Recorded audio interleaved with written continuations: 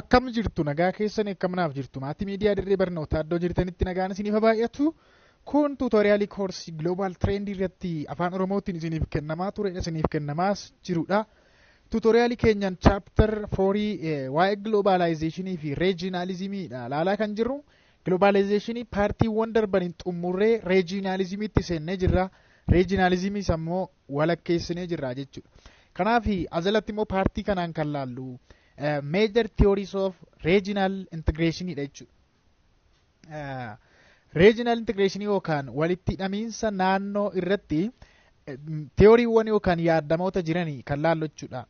Regional integrations yookaan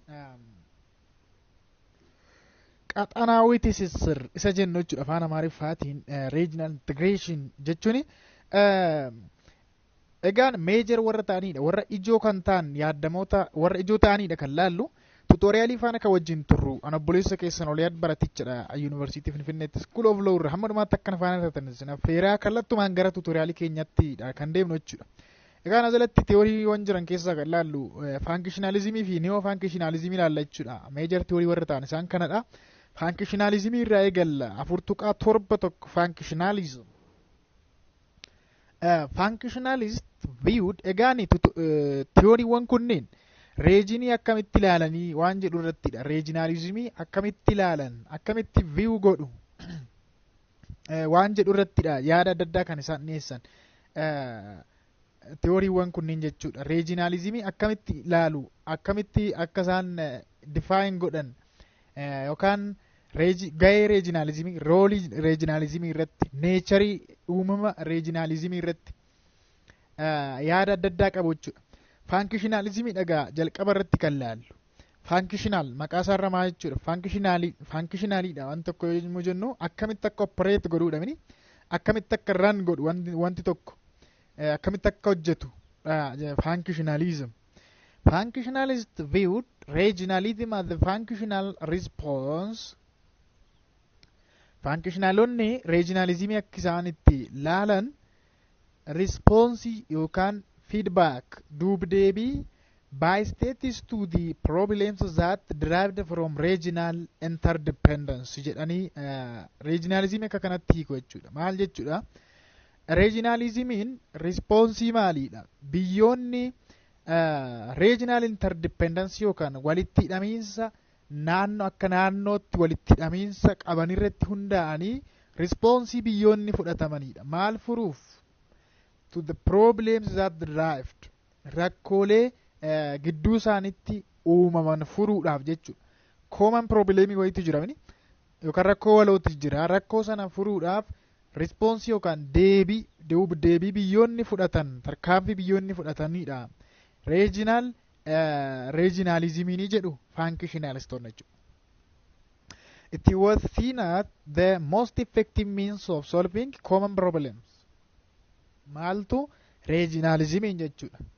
Effective means yookaan karaa baay'ee effectivii ta'e karaa baay'ee bu'aa gaarii fiduu danda'udha.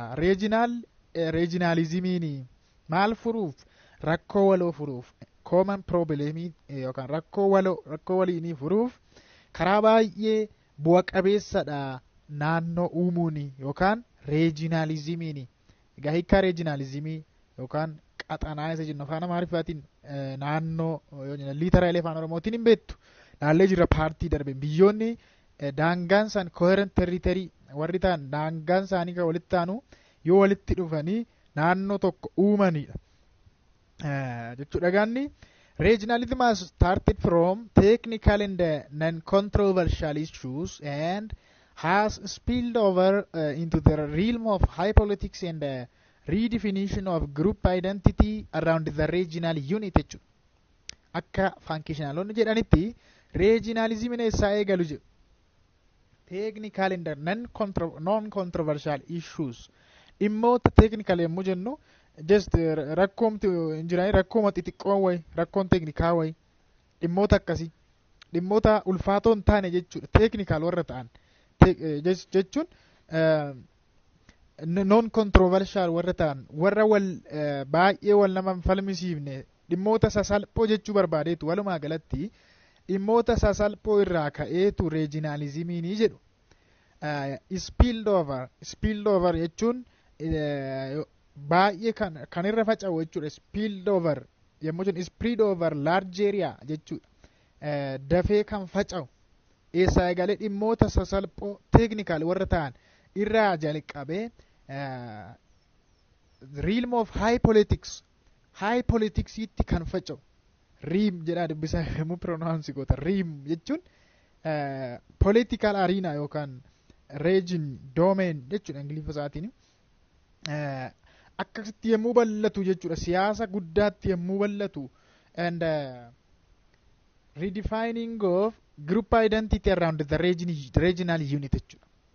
Group identity yookaan gartuu sana irra deebi'ee ibsu irra deebi'amee akka ibsamu gochuu. Around the regional unit jechuun immoo tokkoon biyyootaa jechuudha. Gartuun suni tokkoon unity irraa unitiin as keessatti biyyadha. Biyya bakka buuti. Kanaaf regionalismiin akkasiidha. Dhimmoota sasalphoo irraa eegalee hamma high politics'itti facaa spill over ta'a jedhu functionalistoonni. According to functionalism, akka functionalismitti the task of policymakers is to encourage the states to peacefully work together. Hojiin policymakers yookaan warra imaammata tumanii warra imaammata baasanii maal gochuudha? Biyyoonni akka nagaadhaan waliin hojjetan. Work together. Nagaadhaan akka waliin hojjetan. Peacefully biyyoonni akka nagaa waliin hojjetan gargaaruudha. Encourage gochuudha. Jajjabeessuudha. jedhu. The like-minded states would spread the web of international activities and the agencies in which and through which the interest and the life of all states would be gradually integrated from one activity to others. Kana jechuun like-minded jechuun like-minded states jechuun akkaataatti biyyoonni guddachaa jiran developing countries warri ta'an miseensa UN keessa warri jiran jechuudha. Akkaataa isaan ittiin gurmaa'antu jira. Informal grouping jedhani kuni biyyoonni kuni interestiin isaanii akka eegamutti which the interest and the life of all states would be gradually integrated from one activity to others jechuudha. Biyyoonni hundinuu akka interestiin isaanii fedhiin isaanii akka eegamutti fedhii biyyoota hundumaa giddu galeessa kan godhate and life of all states jiruun biyyoota kanaa jechuudha gradually adeemsa keessa akka integrated ta'u akka walitti hidhamu from one activity to others. Activity yookaan just ajandaa tokko fakkeenyaaf siyaasa economy irra siyaasaanis akka walitti hidhamu kaalchariidhaanis walitti hidhamiinsa akka jiraatu mirga namoomaanis akka kanatti ibsu gaa functionalistoonni jechuudha. Regional organization according to functionalism was then built up to cope with one common problem and that spill over to the other problem and the areas of cooperation.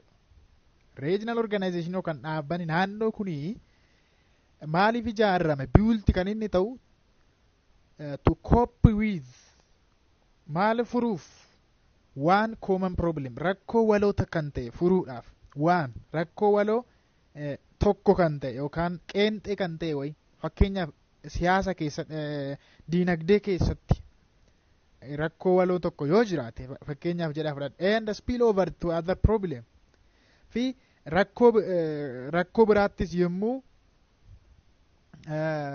darbamu jechuudha. Jechuunis common problemii kan biraatis yommuu furamu akkuma kanatti deemee jechuudha. And the other areas of cooperation biraa keessatti walitti hidhaminsa biraa keessatti walitti hidhaminsa siyaasaa ta'uu danda'a akkuma isin jedhe Kanaadaa ta'uu danda'a waan kana fakkaatan irratti jechuudha.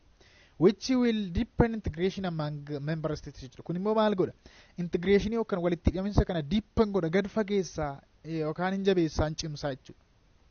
Egaan yeroon isiniif ibsamuu danda'amaa ta'e vokaabularii isaa kun saayinsii siyaasaatiin walitti hidhama qaba waan ta'eef common vocabulary yookaan ordinary vocabulary miti as keessatti kan fayyadamnu.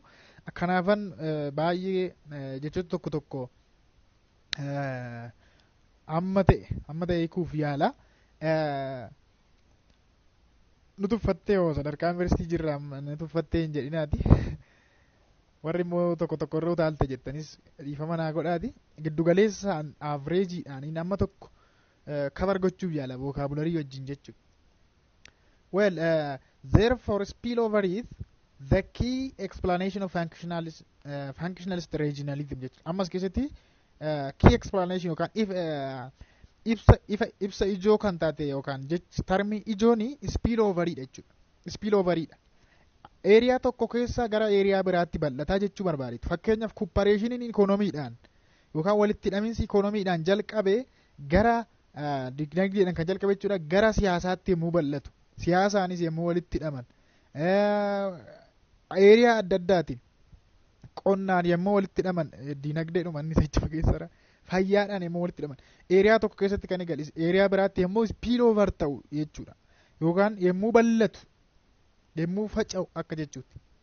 There were two sort of spillover. Gosoota spilloverii lamadha kan jiru. Tokko functional spilloveridha. Maal jechuudha? Whereby cooperation in one area would broaden and deepen further areas jechuudha. Cooperation kan walitti hidhaminsi hariiroon eeriyaa tokko keessatti ture eeriyaa biraatti yommuu bal'atuu fi eeriyaa biraatti yommuu darbu jechuudha.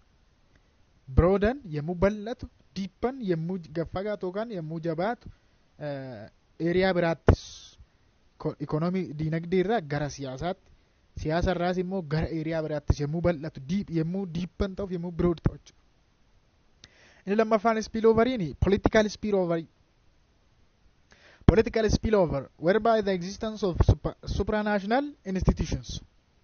Supranational institutioniin yommuu jiraatee fi supranational institution jechuun gaa institutioniiwwan yookaan jaarmiyaalee daangaa irra darbanii socho'anidha. Daangaa biyya tokkoo qofa keessatti kan hin murtoofne. Would set in motion a self-reinforcing process of institution building jechuudha. Self-reinforcing jechuun ofumaa isaaniitti empowered godhanii yommuu babal'atan jechuudha. Yommuu institution buildingii isaanii yommuu babal'ifatan yookaan ijaarsa jaarmiyaa isaanii jechuudha. The end result yookaan egaa bu'aan inni dhumaa would be shifting loyalty from nationalism towards regionalism. Dhumarra maaltu argama? Nationalism yookaan naannoo tokko jaallachuu saba tokko jaallachuu qofarraa gara regionalismitti biyya ofii jaallachuu qofarraa unity jaallachuu qofarraa gara regionalismitti naannoo sana akka waliigalaatti akka view goonu nu gargaaraa jechuudha. Political spilloveriin indiin isa indi resultiin isa a new center whose institution process or demands jurisdiction over the pre-existing national states jechuudha. Regionalismiin gaa new centeridha yookaan bu'uura centerii haaraa ta'ee kan institutions process whose institution process or demand jurisdictioniin isaa pre-existing national state yookaan biyyoota duraan turan irrattidha jurisdictioniin isaa. Jurisdictioniin baay'isoo jecha seeraati loo keessatti jechatti gargaaramnudha. Jurisdictioniin yookaan kallattiidha literally yoo tuine jurisdiction jechuun aangoo abbaa seerummaa jechuudha. Aangoon isaanii aangoon regionalism egaa kan inni aangoo kan jurisdictioniin isaa pre-existing state biyyoota membarii warra ta'an biyyoota dura turan sana irrattidha jechuudha. Accordingly, akka kanatti gaa the functionalist and neo-functionalism approaches presume that cooperation across national border, particularly in the economic field, spread out to other sectors jedhu jechuudha. Kana jechuun functionalistis ta'e neo-functionalistii lammaffaa irratti ilaaluuf jirra fuula duratti. Approachiin kunniin lamaanuu jechuudha maal presume godhu cooperation across national borders, particularly in economic jechuudha. Economy keessatti keessumaa economy keessatti hidhamiinsi jiru across national borders daangaa ce'ee jechuudha. Biyyoota gidduutti hidhamiinsi jiru walitti hidhamiinsi jiru kuni spread out to other sector. Seektaroota biraatti bal'ata. Seektara maalirraa? Diinagdee irraa fakkeenyaaf. Economic field irraa. Seektara biraatti. seektaroota biraatti babal'ata. This spillover effect leads to jedhu spilloveriin kun jechuudha leads to kun egaa functional spillover. This spillover effect leads to finally to the formation of supranational institution and to the diminishing role of the nation state. Kitani spilloveriin kun booda garamitti gara supranational institutionii wan jaarmiyaaleen sadarkaa biyyaarra darbanii socho'an operate godhan akka uumamaniif sababa ta'a. Kun immoo roolii biyyaa jechuudha. Roolii biyyootaa maal godha? Gahee biyyi taphattu gadi buusa. Gahee guddaa kan taphatu reejinii sana ta'a jechuudha booda. Yookaan immoo gara supranational institutionii isaan gahee guddaa taphachuutti deemu jechuudha booda. Functionalism is applicable at both regional and global levels. Again, functionalism sadarkaa naannoottis ta'e sadarkaa gloobitti addunyaatti applicable ta'u yookaan hojiirra ni oolu. Hojiirra oolmaan isaanii sadarkaa naannootti akkasumas sadarkaa gloobitti. The overwhelming kana jechuun immoo maal jechuudha? The overwhelming number of international governmental organizations or IGO kan jennuun kunniin babal'achuu isaaniitiin wal qabata overwhelming ariitiidhaan waan babal'achaa deemu wayiidhamani. Ariitiidhaan lakkoofsi isaanii bal'achaa yommuu deemu kana functionaliidha kunii jedhanii qooduu jechuudha. Classify godhu akka kanatti. That is, they have specific mandates linked to economic issues and limited memberships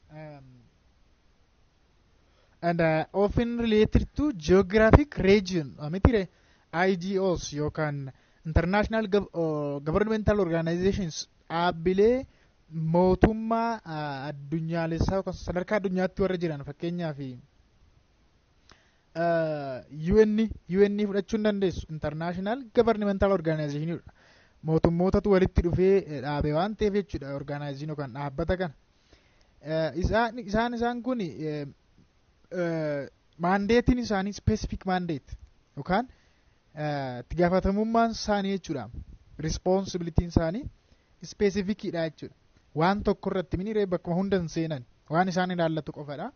Link to economic issues, economic issue wayitiin hidhata yookaan linkii qabu. And the limited memberships egaan miseensonni isaanii murtaa'oodha. Amma UN biyyoota 188 naannoo kana ga'eera dabalaa deema. Dabaleera baay'ee yerootti koorsiin kun barreeffamudha malee ammayyuu dabaleera dabaluun isaanaaf gara 200tti hiikuun isaanaaf UN warkiis miseensa ta'anii ofii related to geographical region. Geographical region keessa wayii keessadha kan inni murtaa'ee jiraatu. Fakkeenyaaf European Union warri ECOWAS maal warri jennuun koomessa geographical region wayii keessatti hidhamini. ECOWAS yommuu fudhattan amma fakkeenyaaf Economic Community of Western African States jechuudha. Related to economic issue dhimma diinagdeetiin walitti hidhama kan inni qabu. Miseensonni isaa limited kan ta'anidha. Hamma wayiidha jechuudha. Hammaan daangeffamaadha. Geographical region wayii keessa kan jirudha. Western Africa warra ta'an biyyoota baha Africa jechuudha. Biyyoota dhiha Africa warra ta'anidha. Warri ECOWAS keessa jiran. George maal jedha? Namichi George jedhamu functionalism irratti qorannoo kan gaggeessee fi proponentii kan ta'e jechuudha. Functionalism is a global approach rather than regional approach, and the new functionalism is derived from the functionalist doctrine and was applied in a regional context with some modifications. Functionalism akkamitti ibsa George Stateini global approach dha sadarkaa addunyaatti kan inni ibsu akka gloobiitti malee akka naannootti mini akka regional approach dhaan inni ibsu. New functionalism ammoo functionalist irraa kan derived ta'e yookaan achirraa kan cite ta'ee modificationii wayii wajjin yookaan jiramanii jijjiiramoota modification jechuun hamma tokko kan jijjiirame jechuudha. Hamma tokko functionalistii irra adda kan ta'e. Maqumti isaayyuu neo functionalismidha. Neo functionalism jechuun functionalismii bifa geeddarate jechuudha. Functionalismii ta'e amma tokko modification yookaan jijjiirama tokko tokko kan qabu jechuudha. Egaan kun regional contextii functionalismiitu regional contextii wajjin applied ta'uu danda'a. Malee neo functionalismiitu contextii regionii faana deema malee functionalismiin contextii globee faana deema jechuu barbaadeetu. In this regard akka kanatti George maal jedha? The process and the dynamics of cooperation under neo functionalist approach dynamicsiin fi cooperationin jechuudha. Adeemsi fi walitti hidhamni akka neo functionalistoonni jedhanitti yookaan akka approach isaanitti akka yaada isaanitti will work automatically to cope with the facing issues yookaan dhimmoota mudatan wayita sanatti mudatan wajjin kan inni copies furuudhaaf kan inni dhama'u jechuudha. As a result egaa dhumarraa political decisions are needed at any key point and this may not to be taken jechuudha. Booda dhumarra maal barbaada? Political decisionii barbaada. Kana jechuun murtoo siyaasaa wayii barbaada jechuudha. Key point yeroo bakka ijoo ta'etti murtoo siyaasaa ni barbaada. Kanaafuu amma maal jechuu barbaadetti George maal jechuu barbaadde yoo jettaniin therefore functional spillover has to be in tandem with political spillover in order to reinforce each other jechuudha. Reinforce each other. Ma jechuu barbaadeeti functional spilloveriin inni asitti ilaalle kun jechuudha. Functional spillover jechuun spilloverii ta'ee kan cooperationin eriyaa tokkotti ture naannoo tokko qofatti hidhamiinsi ture gara biraatti yemmuu bal'atuu fi yemmuu gad fagaatu kuni has to be in tandem with tandem jechuun works together jechuudha yookaan walii wajjin kan hojjetu maal wajjin political spillover isa asitti ilaalle kana jechuudha. Supranational institutioniin yemmuu isaan reinforce of godhanii babal'atan jechuudha. Dhaabbileen sadarkaa addunyaatti yookaan borderless daangaa darbanii kan socho'an kunniin yemmuu babal'atanii fi deemee yemmuu roolii biyyaa gad hir'isanidha jechuudha. Gaasaan biyya yemmuu yookaan roolii biyyaa yemmuu fudhatan deemanii kun political spilloveridha. Kun lamaan walii wajjin hojjeta walii wajjin deemu jarri kun lamaanidha George jechuudha. Maaliif maaltu functional spilloverii fi political spilloveriin jechuudha. In order to reinforce each other wal jajjabeessu ofii isaaniitiif empower wal godhu wal jajjabeessu reinforce wal jajjabeessu. Inni lammaffaa irratti ilaallu maatii miidiyaa dirree barnootaa neo functionalismidha. Major theories of regional integration keessaa inni lammaffaa irratti ilaallu neo functionalism. Neo functionalismiinis egaa regional integration yookaan walitti hidhamiinsa naannoo qaxinaawwitii isa jennu afaan amaariffaatiin achirrattidha kan isaan teorii isaanii lafa kaa'an jechuudha. Roolii biyyootaa irratti neechariin regionalizimii irratti waan kana fakkaatu irratti jechuudha. Neo functionalismiin kan inni marjid ta'e 1960moota keessadha. Based on the key works of Ernest Haas and Leon Limberg namoota jedhaman hojjaa isaanii yookaan qorannoo isaanii irraa ka'ayeetu kan inni hundeeffame. Teoriin kuni the model of integration is based on the following basic principles. Modeeliin integrationii yookaan walitti hidhamiinsaa basic principle yookaan qajeeltowwan bu'uuraa warra ta'an armaan gadii kanarraa kan inni base ta'uudha kan inni irratti hundaa'u jedhu. Inni jalqaba the clearest difference existed between neo functionalism and transactionalism. Difference ifa ta'e yookaan adda addummaa ifa ta'e Kani neo functionalismii fi transactionalismii gidduu jiru irraa ka'u akka premise transactionalismii jechuun transactionalism theory kan jennuun yookaan immoo communication theory jennaan afaan biraatiin egaa kun siyaasa keessatti theory baratamudha. Maal jechuudha akka unavoidable condition of life warri ta'an jireenya keessatti wantoonni dhabamsiifamuu hin dandeenye tokko tokko hin jiru isaan sana akkamitti akka furuun danda'amu yookaan ammoo akkamitti akka guutuun satisfy gochuun community sanaaf akkamitti akka danda'amudha kan inni odeessu anthropological conceptidha. Inni amma asitti ilaaluun yeroo isaa miti transactionalismiin jechuudha. Transactionalismiin integrationii akkamitti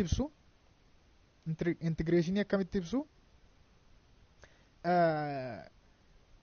a condition and the attainment of integration was measured by the existence of security community. Argamu security community tiin maalta bira ga'ama akkasumas safarama maaltu integration attainment of integration jedhu. Security community jechuunis by the way siyaasa keessatti maal jechuudha war is unthinkable society akkasii jechuudha. Waraanni keessatti kan hin yaadamne waraanni raawwatama jedhamee kan hin yaadamne security community jechuudha. Yookaan immoo full stability yookaan peace kan ta'e stable kan ta'e jedhamee hawaasa tasgabbaa waraanni kan hin jirre nagaa kan ta'e more Thomas More Ethiopian society karaa kam karaa waraana karaa nagaa Ethiopian society illee karaa baay'eedhaan akka Thomas More jedhutti karaa nagaatiinis ikoonomiidhaanis bakka perfectii kan taate jireenya baay'ee mijattuu kan taate akka edan gannate jechuudha. Biyya akkasiiti Itoophiyaa inni jedhuuni Thomas More. Security community jechuun garuu waraanni gonkumaa kan hin yaadamne keessa waraanni kan hin jirre stable kan taate peaceful community kan taate jechuudha. Egaan gara biraan deemnu yoo as deebinu neo functionalistoonni maal jedhu on the contrary amma gaa maal jenne inni kun transactionalismidha. Transactionalismidha. Transactionalism is a theory stated that how we satisfy various unavoidable condition of life. Hiikni isaa kanadha. Unavoidable condition of life. Haalota jiruu dhala namaa unavoidable jechuun immoo balleessuun kan hin danda'amne dhabamsiisuun waan danda'ame tokko jiru isa sana akkamitti akka satisfy goonuudha. Kan isaan jedhan regionalismii irrattis immoo waan isaan jedhan laalaqa security community yoo jiraateedha. Security community yoo jiraateedha. Peaceful society jechuudha. Neo functionalistoonni immoo on the contrary faallaa sanaa jechuudha. Defined integration as a process. Integration yookaan walitti hidhamiinsi processidha. Adeemsa akkamii? Political integration is the process whereby political actors in several distinct and national settings are persuaded to shift their loyalties, expectation, and political activity toward a new center whose institution possesses or demand jurisdiction over the pre-existing national status. Political integration ni jedhu. Political actoroonni yookaan taphattoonni siyaasaa yemmuu persuaded ta'an amansiifamanii jechuudha yookaan dhiibamanii to shift their loyalty amantummaa isaanii shift akka godhaniif gar tokkotti expectationii isaanii waan abdata waan eegan wayin jiramin and the political activity isaanii sochii siyaasaa isaanii toward new center gara giddugaleessa haaraa wayitti innis maalidha reejinii jechuudha. Gara giddugaleessa waan integreeshinii haaraa sanaatti maal gochuu shift gochuu yemmuu jijjiiran. Integreeshiniin haaraan kun immoo whose institution possesses or demand jurisdiction over the pre-existing national states jechuudha. Seentarii yookaan haaraan kun yookaan regionalismiin kun immoo jurisdictioniinsa yookaan aangoonsa pre-existing national state irratti biyyoota duraan turan miseensota sanarratti yoo kan ta'e akka kanatti ibsu political processii kanadha integration ni jedhanii ibsu jechuudha neo functionalistoon. The end result of the process of political integration bu'aan inni dhumaa kan political integration kan walitti hidhaminsa siyaasaa maalidha jedhu a new political community haara hawaasa political community haara superimposed over the pre-existing ones jechuudha warra duraan turan sana irratti aangoo olaantummaa kan qabu isadha political integration kana fida dhumarra jiru. Another distinguishing principle of neo-functionalism is the karaa biraan principle yookaan qajeeltoo neo-functionalism kan ta'e kan kaan irraa adda isa baasu distinguish isa godhu maalidha? The emphasis on the political agency in integration process. Xiyyeeffannoon emphasizing isaanii xiyyeeffannoon isaanii political agency irratti dhaabbilee siyaasaa irratti jechuudha. Integration processii yookaan walitti hidhaminsa kana keessatti adeemsa walitti hidhaminsaa kana keessatti. It considers integration as process. Integrationiin processiidha jedhu jechuudha isaan amma laala. Integration is process. With special focus on political interaction. Integration. Focusiin xiyyeeffannoon isaanii jechuudha xiyyeeffannoon addaa isaanii maal irratti? Political integration irratti. Yookaan walitti hidhaminsa siyaasaa jechuudha. Walitti hidhaminsa siyaasaa irratti. Inni sun spirit ta'aadha mini functionalismiin tokko irratti fakkeenyaaf diinagdee keessatti kan jalqabe siyaasa keessatti seektaroota biraa eeriyaa biraa spill over ta'aadha hin bal'ata. Isaan kun immoo fokasiin isaanii political integration irratti jechuudha. According to Lindenberg proponentoota new functionalismiti warri kun lamaani Leon Lindenberg fi Ernest Haas jechuudha. Akka Lindenberg jedhutti the following preconditions are necessary for the success of integration process. Integration processii kanaaf precondition yookaan haaldureewwan armaan gadii kun baay'ee barbaachisoodha jedha. Haaldureen jalqabaa central institutions and the central policy should be established and developed. Jaarmiyaan giddugaleessaa tokko akkasumas central policy imaammanni giddugaleessaa tokko should be established hundeeffamuu qabu and developed akkasumas dagaaguu qabu guddachuu qabu because only they can assure that someone represents and promote the regional view as well as solves disputes between member states jechuudha. Sababni isaas namni tokko kan inni regional view guddifatu yookaan promote godhu kan guddisu as well as solve dispute between member state jechuudha. Regional view guddifachuu danda'a. Akkasuma immoo rakkoowwan member state miseensota regionalismii sana keessatti miseensota biyyoota miseensota ta'an rakkoo gidduu isaaniitti uumamu furuu kan danda'u regional view qabaate qofadha. Kana jechuun ilaalcha naannummaa yookaan ilaalcha naannummaa jechuudha. Literally hiikuun egaa rakkisamaa jechuudha. Regional view jechuun ilaalcha faayidaa waloo naannichaatiif ta'u wayii jechuudha. Faayidaa walootiif. Faayidaa waloo biyyoota naannoo sana keessa jiraniif kan ta'u.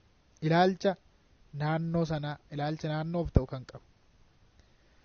Their task inni preconditionii lammaffaan immoo their task and the capacity to implement those tasks should go well beyond the mandate of normal international institution. Taskiin isaanii hojjaan isaanii jechuudha fi capacityin isaanii capacity to implement those tasks jechuun hojii sana implement gochuuf raawwachiisuudhaaf jechuudha. Capacityin yookaan dandeettiin isaanii beyond the mandate of normal international institution jaarmiyaalee addunyaa international institution warra jennuun kana mandeetii isaaniitii ol ta'uu qaba. Go beyond sanaa ol ta'uu qaba. Kan maalii jechuudha kan regionii jechuu isaaniiti beeka. Their task should be inherently expansive jedhu. Taskiin isaanii sun kan babal'atu ta'uu qaba. Expansive jechuun baay'ee kan bal'achuu danda'u ta'uu qaba. Their their task should be some link between the interest of member state and the process of integration. Interest of member state fedhii biyyoota miseensa ta'anii sanaa fi process of integration yookaan adeemsa integration kana gidduu linkiin jiraachuu qaba. There should be some link. Linkiin yookaan hidhamiinsi jiraachuu qaba waan jedhu preconditionii kana kaa'u jechuudha. Lindenberg akkuma jedhu akkasumas integration akkamitti consider godha kan akkamitti ibsa inherently expansive taskidha. Asirraa kaanee amma conclude yoo goon expansive taskidha jedha. Yookaan taskii hojii jechuudha bal'achaa deemuudha inherently uumamuma isaatiin jechuudha. Bal'achaa kan deemuudha. That has to begin from political sphere irraa eegala. San booda spillover according to Lindenberg spilloveriin maal jedha? That given action leads to certain goal and that arranges condition for the creation of new action jedha jechuudha. Spilloveriin conditionii akkamiidha? A given action leads to gochi tokko jechuudha garamtti yoo lead godhe kan bu'aa akkamii argamsiisedha. A certain goal and that arranges condition for the creation of new action.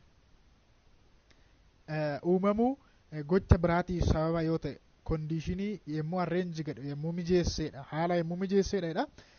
Similarly spillover in regional integration follows the same logic of embarking certain actions that achieves a degree of integration and the create condition for integration at advanced and wider scale. In effect, it deepens the process of integration jechuudha. Embark jechuun jalqabsiisuu jechuudha. Spillover in over and regional integration in maal hordofsiisa jedha.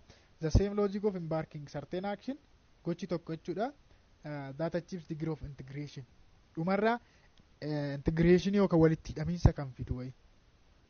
And create condition for integration.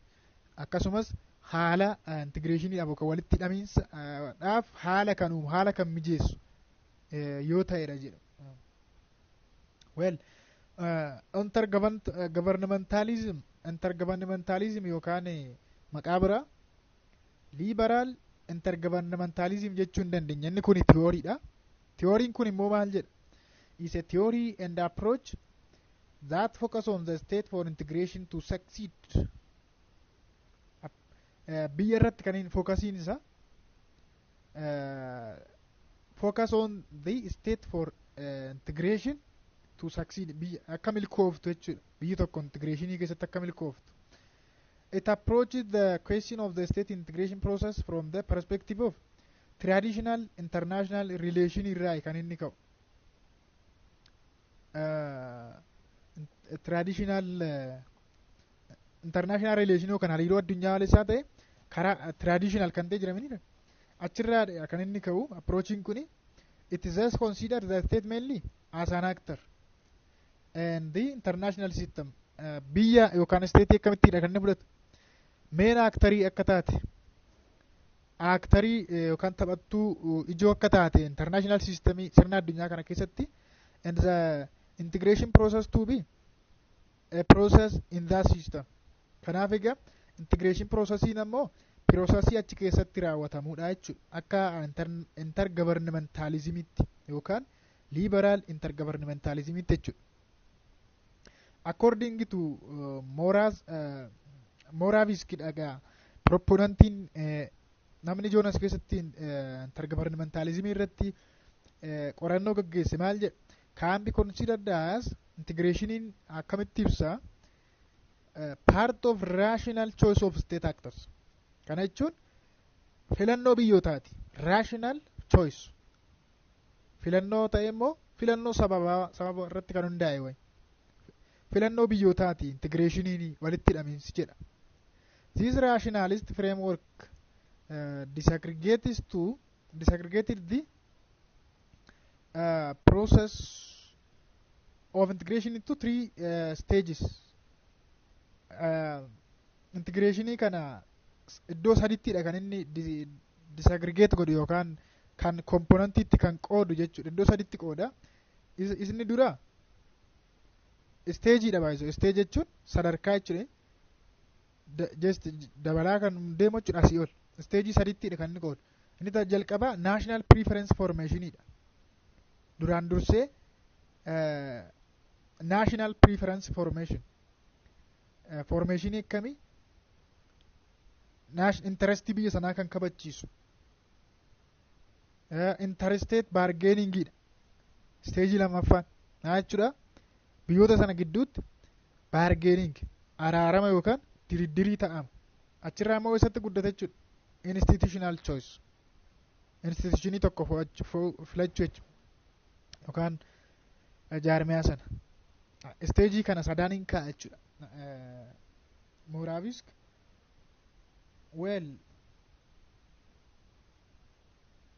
amma mootti ansine kan laal supranationalismidha. Supranationalism. In order to understand the supranational perception of European integration, we must first study the original theory from which this line of thought has been derived. Neo-functionalism irraa kan inni derived ta'u. Isaan kunniin egaa thoughtiiwwan beekaa maayinarii warra ta'an meejarii warra ta'an functionalismii fi neo-functionalismidha. Intergovernmentalism, supranationalism warri jennu kun warra kanarraa warra meejarii kanarraa warra cicciteedha isaan jechuudha. Akkuma kana egaa supranationalismiin fakkeenyaaf neo-functionalismii irraa kan inni derive ta'e jechuudha.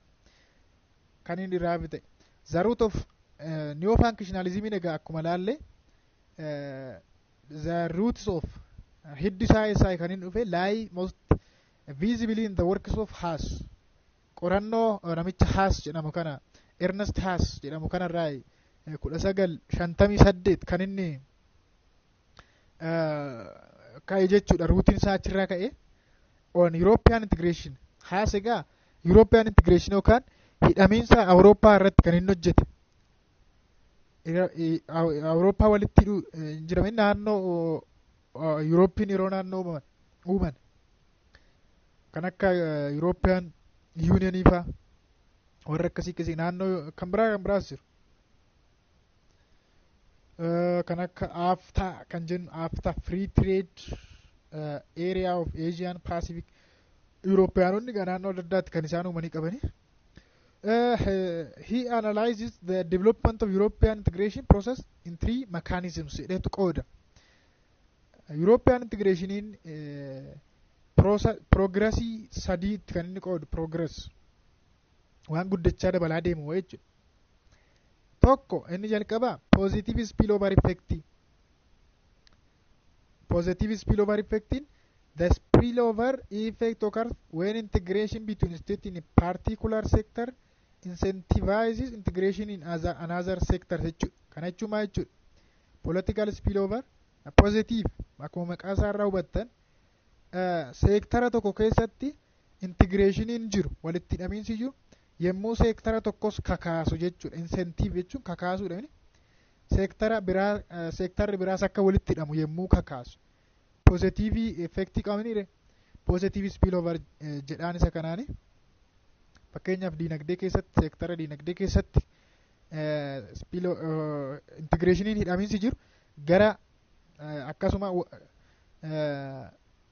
seektara fakkeenyaaf seektara qonnaa keessatti hidhamiinsi jiru seektara fayyaasis hidhamiinsaaf sanaaf yoo kakaasa ta'e walitti hidhamiinsaaf yoo kakaase positive spilloveridha. Positive spillover effectidha jechuudha.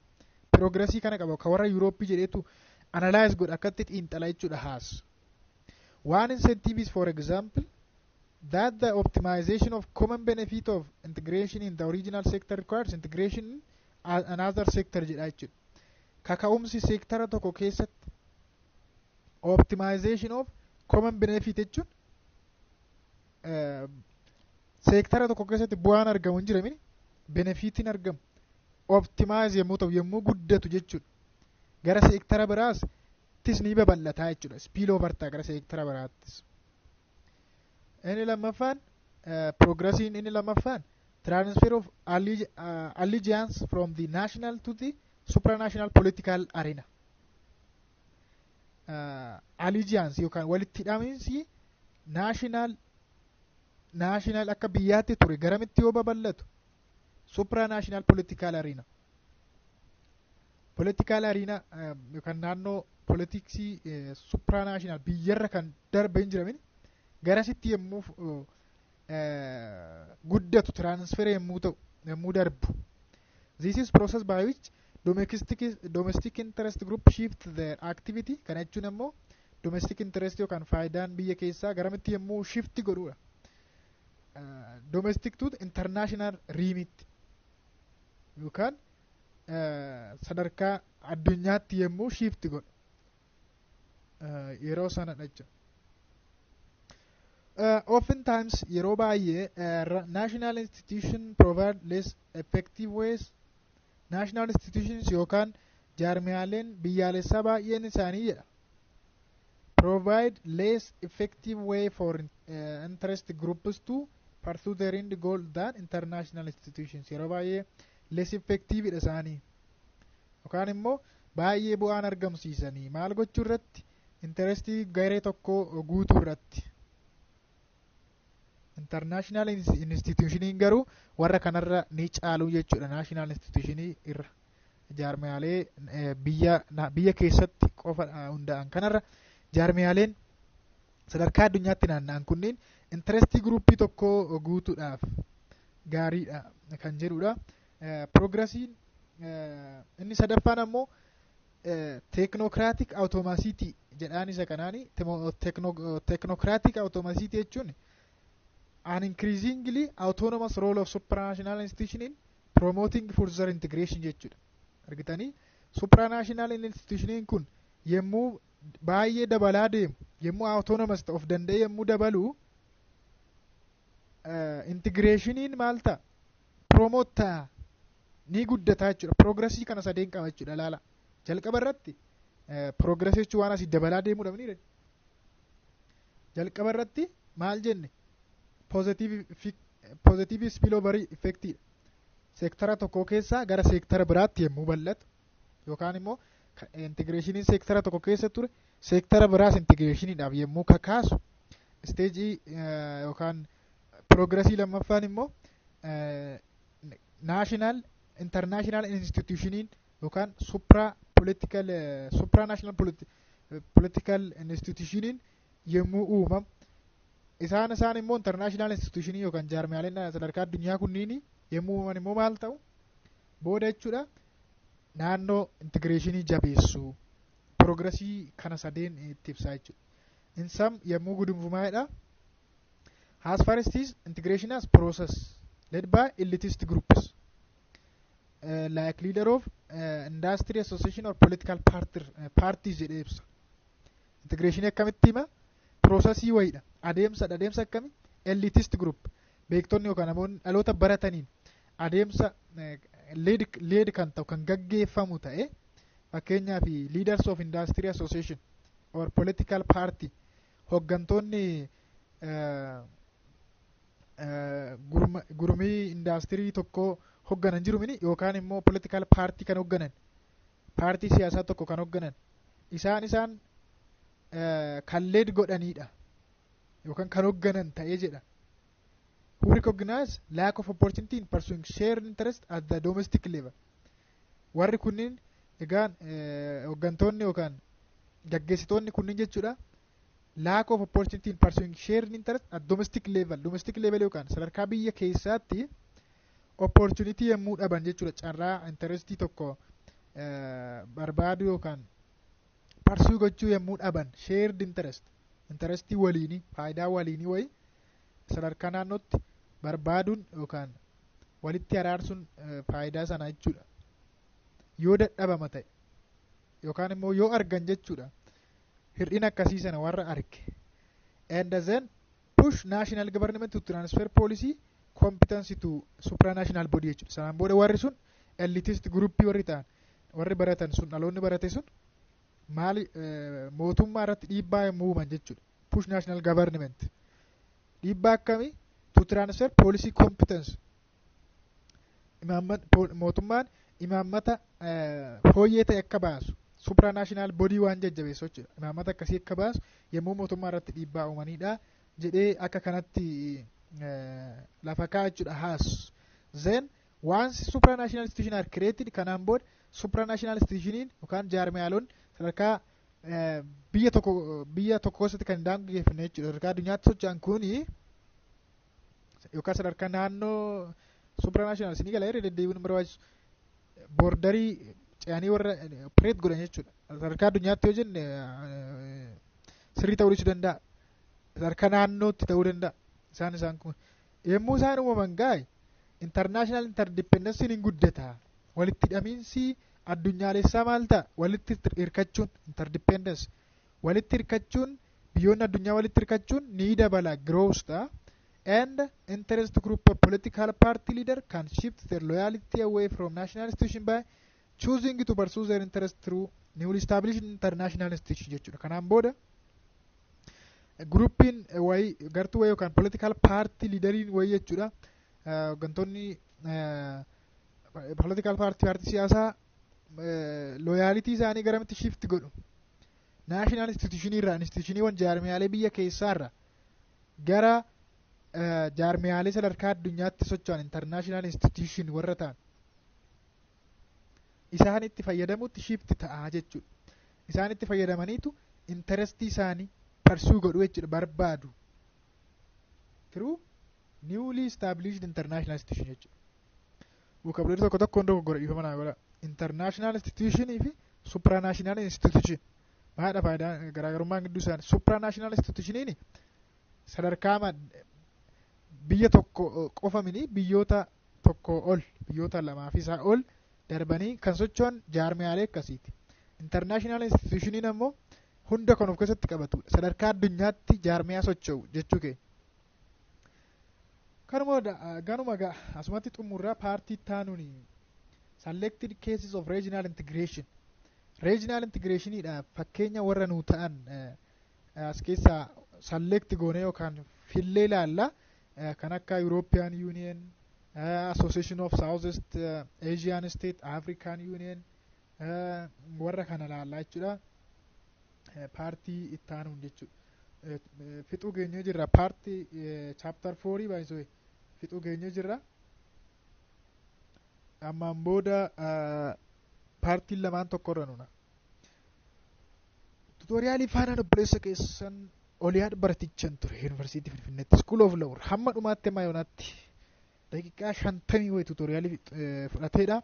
Waan faana turtaniif galatoomaa ulfaadhaa. Miidiyaa dirree barnoota afaaraa warri taatan immoo subscribe gochuu akka hin daganne maatii keenyatti dabalamaa isinii jedha. Nagaan naa tura. Bye bye.